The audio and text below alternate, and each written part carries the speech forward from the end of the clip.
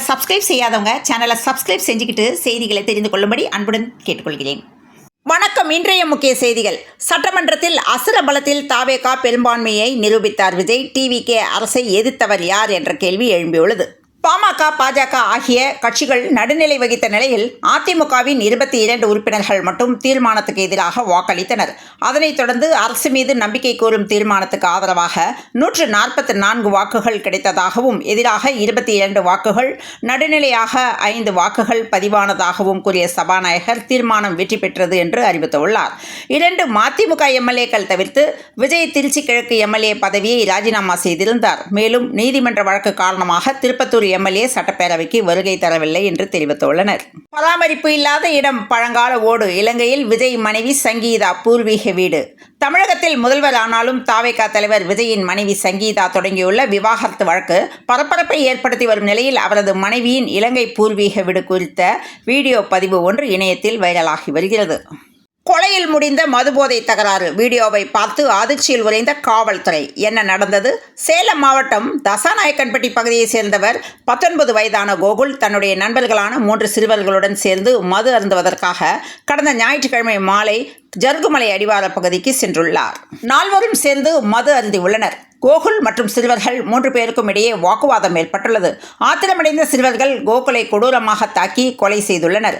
இருசக்கர வாகனத்தில் 3 சிறுவர்களும் அங்கிருந்து தப்ப முயற்சி செய்த நிலையில் விபத்தால் வாகனத்திலிருந்து நிலை தடுமாறி கீழே விழுந்துள்ளனர். உள்ளூர் மக்களின் உதவியுடன் 3 பேரையும் பிடித்து காவல்துறையினர் விசாரணை மேற்கொண்டதில் கொலையில் ஈடுபட்டதை கண்டறிந்துள்ளனர். கொடூரமாக கொல்லப்பட்ட கோகுலின் உடலை மீட்ட காவல்துறையினர் இதுகுறித்து வழக்கு பதிவு செய்து விசாரணை மேற்கொண்டு வருகின்றனர்.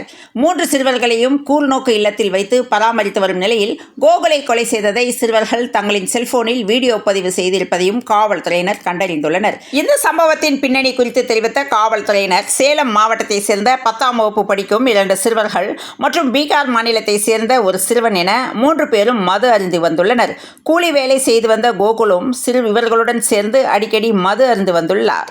நட்புறவில் கோகுல் ஆதிக்கம் செலுத்துவதை பிடிக்காத 3 சிறுவர்களும் சேர்ந்து கோகுலை கொடூரமாக கற்கள், கட்டையால் தாக்கியதுடன் கத்தியால் குத்தியும் கொலை செய்துள்ளனர். அந்த கொடூரத்தை செல்போனில் வீடியோ எடுத்துள்ளனர். கொலைக்கான காரணம் குறித்து தீவிரமாக விசாரணை மேற்கொண்டு வருவதாக காவல்துறையினர் தகவல் தெரிவித்துள்ளனர்.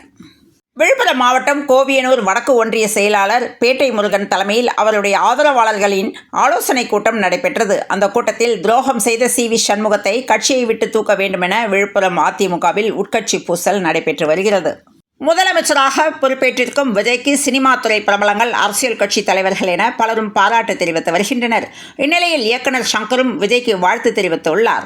அவர் எக்ஸ் பக்கத்தில் பதிவிட்டிருக்கும் பதிவில், இதெல்லாம் சினிமாவில் மட்டுமே சாத்தியம் என்று கூறியதை எல்லாம் தகர்த்தெறிந்து லட்சியமும் செயலும் ஒன்று சேர்ந்தால் எதுவும் சாத்தியம் என்று நிரூபித்துள்ளீர்கள் என்றும், மாண்புமிகு முதலமைச்சர் விஜய்க்கு என்னுடைய மனமார்ந்த வாழ்த்துக்கள் என்றும், மக்களின் விருப்பம் நிறைவேறியுள்ளது, ஒரு மாஸ் தொடக்கத்தோடு உங்கள் பயணம் ஆரம்பித்துள்ளது, இன்னும் பல உயரங்களை தொட வாழ்த்துக்கள் பிரதர் என குறிப்பிட்டுள்ளார். செய்தியாளர்களை சந்தித்த SP வேலுமணி, தொடர்ந்து தேர்தல்களில் தோல்வியை சந்தித்து வருகிறோம், அதை ஆய்வு செய்ய வேண்டும் என கேட்கிறோம் என்றும், கட்சியை உடைக்கும் எண்ணம் எங்களுக்கு இல்லை எனவும், எடப்பாடி தான் இப்போது பொதுச் செயலாளர் என்பதில் எங்களுக்கு எந்த மாற்று கருத்தும் இல்லை, சின்னம்மா தான் இவரை முதல்வர் ஆக்கினார் என்றும், ஆனால் சின்னம்மா, டிடிவி தினகரன், OPS, JCT பிரபாகரன், செங்கோட்டையன் என ஒவ்வொருவராக கட்சியிலிருந்து வெளியேற்றி கொண்டே இருந்தால் கட்சி எப்படி இருக்கும்? எனவே சின்னம்மா, டிடிவி தினகரன் என அனைவரையும் மீண்டும் கட்சிக்குள் இணைத்து ஒருங்கிணைக்க வேண்டும். மேலும் இருப்பவர்கள் மீது குறை சொல்லி யாரையும் வெளியே அனுப்பாதீர்கள், இனியாவது எல்லோரையும் அரவணைத்து கட்சியை பலப்படுத்த வேண்டும் என்று தெரிவித்துள்ளார். வங்கி கடன் கட்ட முடியாத நிலையில் தன்னுடைய வீடு ஏலத்தில் போனதை அடுத்து தனக்கு குடியிருக்க ஒரு வீடு ஒதுக்கி தர வேண்டுமென மறைந்த நடிகர் ராஜசேகரனின் மனைவி தாரா தமிழக அரசுக்கு கோரிக்கை வைத்திருந்தார். இதனை முன்னிட்டு ஒரு வழியாக குடியிருக்க ஒரு வீடு தந்துவிட்டார்கள் என்றும், விகடனுக்கு இது குறித்து பெரிய நன்றி எனவும் நடிகர் ராஜசேகர் மனைவி தாரா தெரிவித்துள்ளார். கொளத்தூர் வெற்றியின் வீச்சை பார்த்துமா புரியவில்லை? உதயநிதிக்கு முதல்வர் விஜய் பதிலடி. இன்று நடந்த சட்டமன்ற கூட்டத்தில் எதிர்க்கட்சிகள் முன்வைத்த விமர்சனத்துக்கு தன் எக்ஸ் பக்கத்தில் முதல்வர் விஜய் பதிலளித்துள்ளார். அதில், என் நெஞ்சில் குடியிருக்கும் தமிழக மக்கள் அனைவருக்கும் வணக்கம் எனவும், மக்கள் மீது கடமையை ஏற்றி வைத்துவிட்டு அது வளர்ச்சிக்காக பெற்ற கடன் என்று வாய்வித்தை காட்டும் திமுக நம்மை பார்த்து ஆதரவை கடன் பெற்றதாக கூறியுள்ளதை என்னவென்று சொல்ல எனவும் மதசார்பற்ற நிலைப்பாட்டில் நாம் உறுதியாக இருப்பதால் தான் நமது அரசை காங்கிரஸ், விசிக, சிபிஐஎம் மற்றும் இந்திய யூனியன் முஸ்லீம் லீக் கட்சிகள் ஆதரித்தன எனவும் அதை அக்கட்சிகளின் தலைவர்கள் ஊடகங்களிலும் வெளிப்படுத்தியுள்ளனர். இதையும் திமுக ஏளனமாக பேசியுள்ளது. எந்த கணக்கில் என்று புரியவில்லை. அதையும் மக்களான உங்கள் பார்வைக்கும் முடிவுக்குமே விட்டுவிடுகிறோம் என்றும் மக்கள் ஆதரவுடன் தனிப்பெரும் கட்சியான நம் தாவேகா ஆட்சி அமைத்துவிடவே கூடாதென திமுக செய்த வேலைகளால் அதன் டீசன்ட் வெர்சன் அம்பலமான கதை ஒன்று நாடெங்கும் உலவுவதையும் நாம் நாட்டு மக்களிடமே விட்டுவிடுவோம், இதில் வேறு தாவேகா ஆட்சிக்கு தடையாக இருக்க மாட்டோம் என்று பெருந்தன்மை பாடலை கீழல் விழுந்த ரெக்கார்டில் இசைக்க விடுவதெல்லாம் வேறு ரகம் எனவும் நாம் இப்போதும் சொல்கிறோம். அதிகாரப்பூர்வமான குறைகளை யார் வைத்தாலும் அதை ஏற்று உடனடியாக திருத்திக் கொள்ளும் மனப்பக்குவம் பெற்றவர்களே நாம் எனவும், ஆனால் நமக்கு எதிராக தன் சொத்தை வாதங்களை மக்கள் மன்றத்தில் வைத்து தோற்ற திமுக இப்போது அதையே சட்டமன்றத்திலும் தொடர்கிறது எனவும், மேலும் நம்பிக்கை இல்லாததால் தான் நாம் 2 தொகுதிகளில் போட்டியிட்டதாக கூறியுள்ளனர். மாண்புமிகு எதிர்க்கட்சி தலைவர் நம் வெற்றியின் வீச்சு எப்படி இருந்தது என்பதை கொளத்தூர் உள்ளிட்ட தொகுதிகளில் பார்த்தும் கூடவா புரியவில்லை. அதிகாரத்தை வைத்துக்கொண்டு ஆட்டம் போட்ட திமுக அமைச்சர்கள் 15 பேரின் தோல்வியை பார்த்தும் கூடவா இன்னும் புரிந்து கொள்ளவில்லை எனவும், இயல்பு நிலை புரியாமல் இப்படியே தொடர்ந்தால் மக்களே இனி வரும் காலங்களில்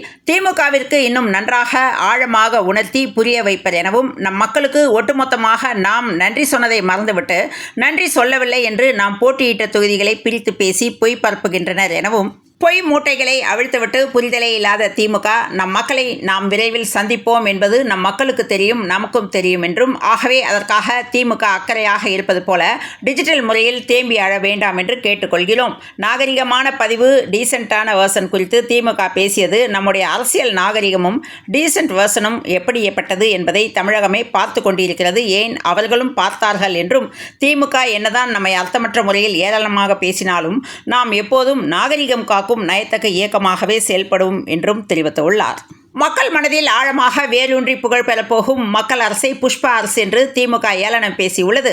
மக்கள் தந்த தோல்வியால் கண்களிலும் காதுகளிலும் வாயிலும் மூக்கிலும் போராமையால் திமுக புகை கக்குவதாகத்தான் மக்கள் பேசிக் கொள்கின்றனர். மக்களே, உங்களால் புறக்கணிக்கப்பட்டவர்கள் நம்மை எப்படி வேண்டுமானாலும் புண்படுத்தட்டும், நமக்கு எதிராக புறம் பேசட்டும், புலம்பல் பாடல்கள் இசைக்கட்டும், நாம் அதை பற்றி கவலைப்படவே போவதில்லை. மக்கள் பணியும் மக்கள் நலனும் மட்டுமே நமக்கு முக்கியம் எனவும், ஆனால் இப்படி பேசிக்கொண்டே ரீல்ஸ் உலகில் மிதக்கத் தொடங்கியுள்ளதும் ரியாலிட்டி அறியாத இதே திமுக தான். மக்களே தோல்வியில் மூழ்கி திக்கி திணறிக் கொண்டிருக்கும் திமுக நம்மீது சேற்றை வாரி இறைக்கத்தான் செய்யும். அதை பற்றி நாம் கண்டுகொள்ளவே போவதில்லை. நாம் எப்போதும் மக்கள் நலன் சார்ந்த செயல்களிலும் திட்டங்களிலும் சட்டங்களிலும் தான் ஈடுபட போகிறோம் எனவும், மதசார்பற்ற சமூக நீதி கொள்கையில்தான் நாமும் நமது அரசும் உறுதியாக இருக்கப் போகிறோம். அதை பார்த்து திமுக ஆற்றாமையில் அலறப்போவது உறுதி என குறிப்பிட்டுள்ளார்.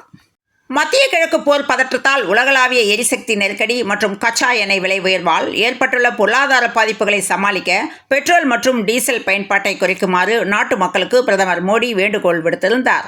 மே 10ஆம் தேதி ஹைதராபாத்தில் பல்வேறு வளர்ச்சி திட்டங்களை தொடங்கி வைத்து பேசிய பிரதமர், கொரோனா காலத்தில் வீட்டிலிருந்தே வேலை செய்வது, ஆன்லைன் கூட்டங்கள் போன்ற நடைமுறைகளுக்கு நாம் பழகியிருந்தோம் எனவும், தேச நலன் கருதி இன்று நாம் மீண்டும் அந்த நடைமுறைகளை தொடர்வது காலத்தின் கட்டாயமாகும் என்றும், பொதுமக்கள் திருமணத்திற்காக ஓராண்டுக்கு தங்கம் வாங்க வேண்டாம் என்று நான் மக்களை வலியுறுத்தி வருகிறேன் என்றும், பெட்ரோல் டீசல் விலை குறைக்க வேண்டுமெனவும் தேவையற்ற பயணத்தை தவிர்க்க வேண்டும் என்று வேண்டுகோள் விடுத்திருந்தார். இந்நிலையில் பெட்ரோல் டீசல் நெருக்கடி எதிரொலியால் பிரதமர் மோடி தனது பாதுகாப்பு வாகனங்களை குறைக்க உத்தரவிட்டுள்ளார். மேலும் தமது பாதுகாப்பு வாகனங்களில் மின்சார கார்களை கூடுதலாக பயன்படுத்தவும் யோசனை வழங்கியுள்ளார். இந்த மாற்றத்திற்காக புதிய வாகனங்களை வாங்கக்கூடாது என்றும், இருப்பில் உள்ள வாகனங்களே பயன்படுத்த வேண்டும் என்றும் பிரதமர் மோடி தெரிவித்துள்ளார். தவிர 2 கார்களுடன் தான் இன்று பிரதமர் மோடி பயணம் செய்துள்ளார். இது தொடர்பான வீடியோ இணையத்தில் வைரலாகியுள்ளது. வங்கக்கடலில் வலுப்பெறும் காற்றழுத்த தாழ்வு பகுதி மே 17 வரை கனமழைக்கு வாய்ப்பு. 15ஆம் தேதி புதுச்சேரி மற்றும் காரைக்கால் பகுதிகளிலும் மழை பெய்யக்கூடும் என்றும் குறிப்பிட்டுள்ளது. மேலும் சென்னையில் மழைக்கு வாய்ப்புள்ளதாக வானிலை ஆய்வு மையம் தெரிவித்துள்ளது. 2 நாட்களுக்கு வானம் ஓரளவு மேகமூட்டத்துடன் காணப்படும் என்றும், நகரின் ஒரு சில பகுதிகளில் மழை பெய்யக்கூடும் எனவும் சென்னை வானிலை ஆய்வு மையம் தகவல் தெரிவித்துள்ளது. இத்துடன் இந்த செய்திகள் நிறைவடைந்த நிலையில் தொடர்ந்து இணைந்திருங்கள். பிரபாஸ் கதம்பம் செய்திகளுடன் மீண்டும் நாளைய முக்கிய செய்திகளில் சந்திப்போம். நன்றி. இரவு வணக்கம்.